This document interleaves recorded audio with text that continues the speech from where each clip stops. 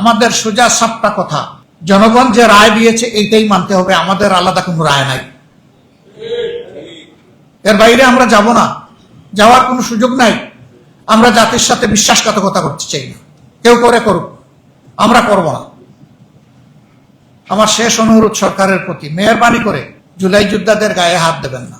যে জুলাই যোদ্ধাদের কারণে আজকে আপনি সরকার, সেই জুলাই যোদ্ধাদের চোখগুলা কেড়ে নেবেন না, হাত পা ভাঙবেন না, এক ফোঁটা রক্ত ঝরাবেন না। যদি ঝরান এটি হবে অবশ্যই চরম নিমক হারামি হবে। যাদের রক্ত, সাহসিকতা, সংগ্রাম, ত্যাগ আজকে বাংলাদেশকে এই পর্যায়ে এনে দিয়েছে, এটা ভুলবেন না, ভুলার চেষ্টা করবেন না। আমরা জাতিকে কথা দিচ্ছি, হে প্রিয় জাতি, আপনাদের প্রয়োজনে আমাদের যেটুকু সামর্থ্য আছে সবটুকু উজাড় করে আমরা করে যাবো ইনশাআল্লাহ। আমরা এখানে কোনো ক্ষান্ত দেব না, কোনো কম্প্রোমাইজ করব না। ইয়েস, দেশের বৃহত্তর স্বার্থে যে কোনো সময়, দেশের স্বার্থে যে কোনো বিষয়ে আমরা ঐক্যবদ্ধ হতে রাজি আছি, কিন্তু জনগণের একটা সিঙ্গেল অধিকারকে বিসর্জন দিয়ে এটা হবে না। কোনো আধিপত্যবাদের কাছে মাথা নত করব না ইনশাআল্লাহ।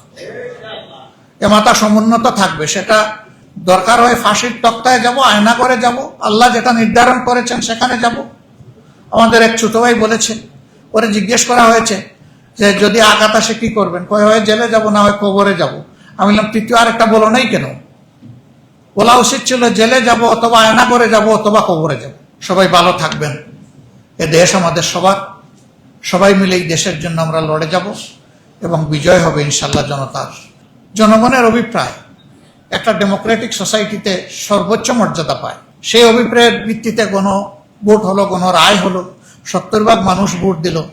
এখন সরকারি দল মানবে না? হ্যাঁ মানবেন, অবশ্যই মানবেন, ইনশাল্লাহ মানবেন, ইনশাল্লাহ মানতে হবে। এতগুলা খুন হলো, গুম হলো, পঙ্গু হলো, নির্যাতন হলো, মিথ্যা মামলা হলো, তার বিচার এখন স্থবির হয়ে পড়েছে। আগে সরকারের সময় যেটুকু গতি ছিল এটাও এখন খুঁজে পাওয়া যাচ্ছে না।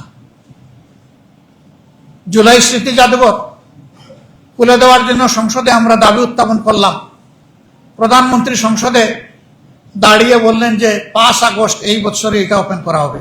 আজকে তো 4 আগস্ট, এখন পর্যন্ত তো কোনো আলামত দেখছি না।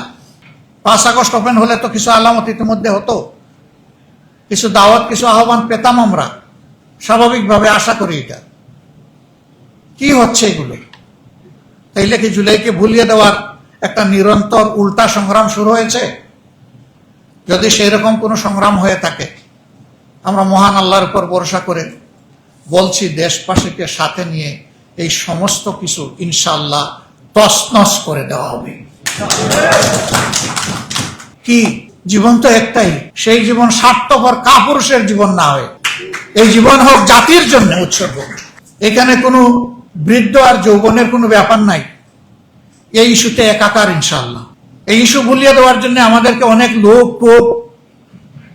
প্রস্তাব, বিভিন্ন কিছু দেওয়া হচ্ছে।